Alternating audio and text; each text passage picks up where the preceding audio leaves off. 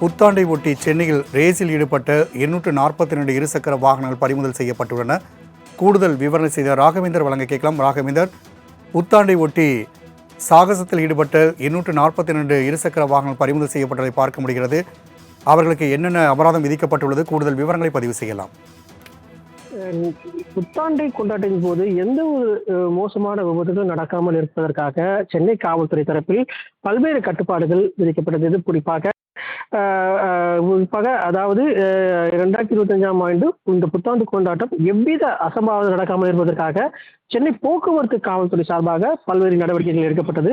முக்கியமாக புத்தாண்டு கொண்டாட்டத்தின் போது கடற்கரை, வழிபாட்டு தலங்கள், சாலைகள் உள்ளிட்ட பொதுமக்கள் அதிகம் கூடும் இடங்களில் போதிய பாதுகாப்பும் கூறப்பட்டிருந்தது. இதே போன்று இந்த போக்குவரத்து கடந்த ஆண்டு புத்தாண்டு கொண்டாட்டத்தின் போது பல்வேறு போக்குவரத்து நெரிசல் ஏற்பட்டது. அதன் தடுப்பு விதமாகவும் பல்வேறு நடவடிக்கைகள் எடுக்கப்பட்டது.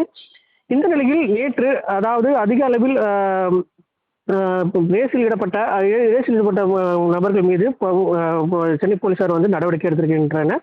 அதாவது 425 இடங்களில் வாகன தணிக்கை குழுக்கள் அமைத்து தீவிர கண்காணிப்பில் ஈடுபட்டிருக்கின்றனர். கிட்டத்தட்ட 242 இருசக்கர வாகனங்கள் பறிமுதல் செய்யப்பட்டிருப்பதாக போக்குவரத்து காவல்துறை தரப்பில் தெரிவிக்கப்பட்டிருக்கு. இந்த கொண்டாட்டத்தில் பைக் ரேஸ், பைக் சாகசங்கள் ஈடுபட்ட கிட்டத்தட்ட 242 இருசக்கர வாகனங்கள் பறிமுதல் செய்யப்பட்டிருப்பதாகவும் இது அந்தந்த காவல் நிலையங்களில் வைக்கப்பட்டிருப்பதாகவும் தெரிவிக்கப்பட்டிருக்கு. மேலும் அவர்கள் மீது வழக்குப்பதிவு ஆனது செய்யப்பட்டு அவர்கள் மீது கடுமையான நடவடிக்கை எடுக்கப்படும் என்று சென்னை காவல்துறை தரப்பில் தெரிவிக்கப்பட்டிருக்கு. தற்போது 242 எண்ணம் தெரிவிக்கப்பட்டிருக்கு. இன்னும் அது அதிகப்படியாகவே இருக்கக்கூடும் என்று சென்னை காவல்துறை தரப்பில் தெரிவிக்கப்பட்டிருக்கு. இன்னும் அந்த சற்று நேரத்தில் அது குறித்த ஒரு செய்தி அறிக்கையானது வெளியிடப்பதாகவும் போலீசார் தரப்பில் தெரிவிக்கப்பட்டிருக்கு. ராகவேந்தர், தகவலுக்கு நன்றி.